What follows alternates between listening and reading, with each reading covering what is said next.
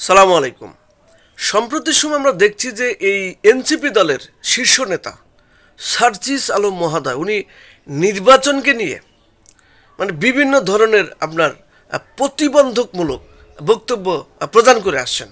তো আজকে সে বিষয়ে আমরা আলোচনা করি। তার আগে আমি জাতির উদ্দেশ্যে একটা এক্সাম্পল দিতে চাই। সেটা হচ্ছে যে কোনো যাত্রীবাহী আন্তনগর ট্রেন যদি কোনো স্টেশনে দাঁড়ায় এবং সেখানে দাঁড়ানোর পর আমরা দেখি যে 3 মিনিট থেকে 4 মিনিট সেখানে বিরতি হয় এবং যাত্রীরা উঠোনামা করে।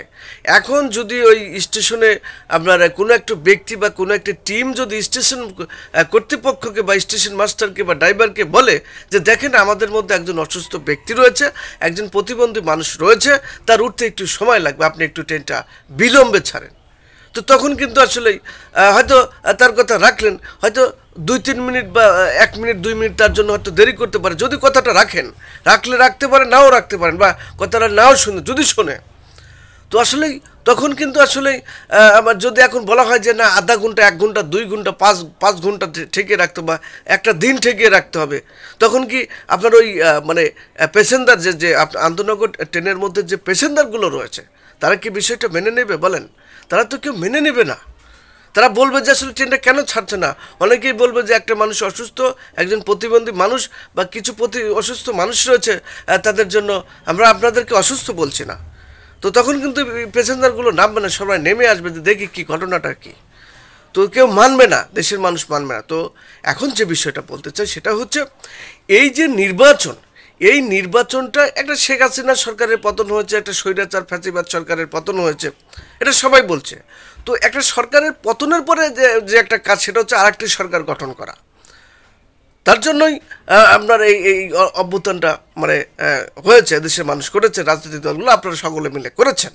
তো এখন এই নির্বাচন, বাংলাদেশের যে বর্তমানে যে নির্বাচনটা হবে, এই নির্বাচনের সাথে আমরা কি এই যে বাংলাদেশে যে 18 কোটি মানুষ রয়েছে, এই 20 কোটি মানুষের নিরাপত্তার একটা চাদর বা ছাউনি হচ্ছে এই আগামী নির্বাচন।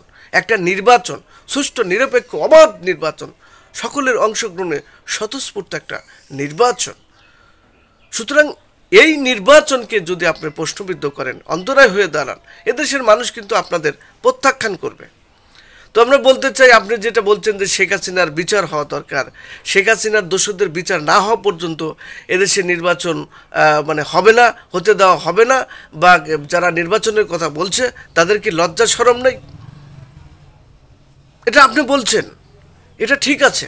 আপনি যে কথাগুলো বলছেন যে শেখ হাসিনার বিচার হওয়া দরকার, তাদের দোষরদের বিচার হওয়া দরকার, এই কথাগুলো ঠিক রয়েছে।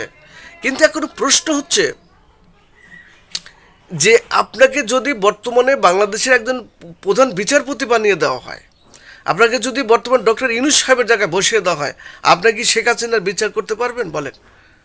বলেন আপনি কি শেখ হাসিনার বিচার করতে পারবেন? শেখ হাসিনার যে দেশে রয়েছে ভারত, সেই ভারত যদি স্বেচ্ছায় বাংলাদেশে শেখ হাসিনাকে প্রদান না করে, পাঠিয়ে না দেয়, আপনারা মনে করি যে আন্তর্জাতিক চাপ বলেন আর যে বলেন, বাংলাদেশের পক্ষে শেখ হাসিনাকে বাংলাদেশে ফিরিয়ে আনা কখনোই সম্ভব নয়। কারণ হচ্ছে কি, যে ভারত হচ্ছে আপনার যে বর্তমানে যে তাদের একটা আন্তর্জাতিক একটা প্রভাব রয়েছে, বিশেষ করে আমেরিকা এবং রাশিয়ার সাথে তাদের একটা গভীর সম্পর্ক রয়েছে, এবং যেহেতু একটা বড় রাষ্ট্র, ওখানে বিরাট সামরিক একটা বাহিনী রয়েছে এবং বিভিন্ন অর্থনীতি বিশ্বের সাথে জড়িত রয়েছে।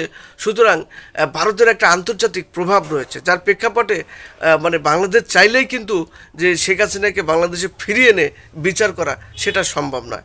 ভারত যদি স্বেচ্ছায় যতক্ষণ পর্যন্ত আপনার শেখ হাসিনাকে পাঠিয়ে না দেবে, ততক্ষণ পর্যন্ত বাংলাদেশের পক্ষে এই শেখ হাসিনার বিচার করা সম্ভব নয়।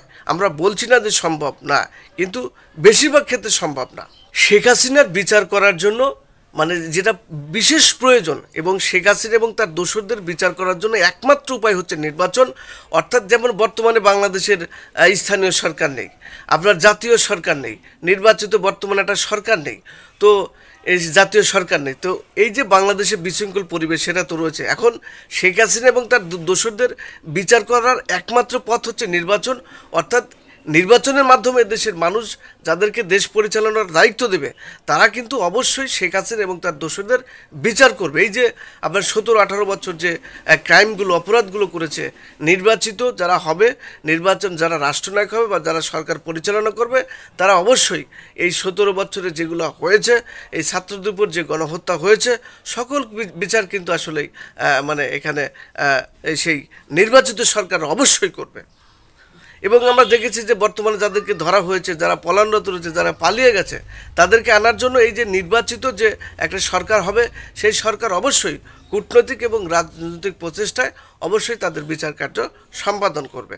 এখন প্রশ্ন হচ্ছে, আপনি যেটা বলছেন যে শেখ হাসিনার বিচার হওয়া না পর্যন্ত নির্বাচন হবে না, শেখ হাসিনার বিচার আগে করতে হবে, শেখ হাসিনার দোষরদের আগে বিচার করতে হবে, তারপরে দেশে নির্বাচন হবে, তার আগে নির্বাচন হতে দেওয়া হবে না, বা যারা নির্বাচনের কথা বলছেন তাদের কি লজ্জা শরম নেই? আপনারা শেখ হাসিনার বিচারের কথা বলে, এই শেখ হাসিনার দোষরদের বিচারের কথা বলে, ছাত্রদের উপর যে গণহত্যা হচ্ছে সেই বিচারের কথা বলে, এটা একটা আপনারা কৌশল হিসেবে ব্যবহার করছেন। এখানে আপনাদের ব্যক্তিগত স্বার্থ এবং রাজনৈতিক স্বার্থ জড়িত রয়েছে। তো কাজেই আপনারা নির্বাচনের প্রতিবন্ধক হয়ে দাঁড়াবেন না, নির্বাচনে মানে বাধাগ্রস্ত হবে এ ধরনের কথাবার্তা থেকে আপনাদের বিরত থাকতে হবে। আমরা বিশ্বাস করি আপনারা রাজনৈতিক দল গঠন করেছেন, আপনার দেশের নেতৃত্ব দেবেন, দেশের মানে রাজনৈতিক দল গঠন করে ক্ষমতা আসার চেষ্টা করবেন, দেশের মানুষ অস্বীকার করে না। আপনারা আগামীতে যে ডিসেম্বরে যে নির্বাচন হবে সেই ডিসেম্বরেই প্রস্তুতি নিতে হবে, এখানে অনেক সময় রয়েছে।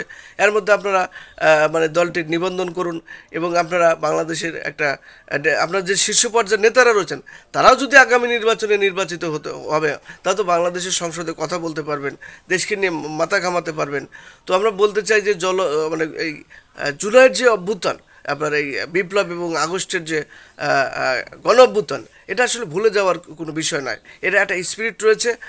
মানে সে সময় কিন্তু আসলে এদেশের মানুষ কিন্তু আপনাদের অনেক ভালোবেসেছে। আপনারা যদি সেই সময় নির্বাচন দিতেন এবং আপনারা যদি দেশের মানুষকে বলছেন যে আপনারা যে জুলাইয়ের অভ্যুত্থান ঘটেছে, তো আপনার মানুষ তো দেখেছে, আপনাদের তো অনেক ভালোবাসে মানুষ, বাংলাদেশের মানুষ। সেই সময় যদি আপনারা যদি মানে আপনার এলাকায় ভোট করতেন, আপনারা সবাই নির্বাচিত হতেন। কিন্তু বর্তমানে আপনাদের যে অ্যাক্টিভিটিসগুলো দেখে এদেশের মানুষ বিতৃষ্ণার শিকার হচ্ছে।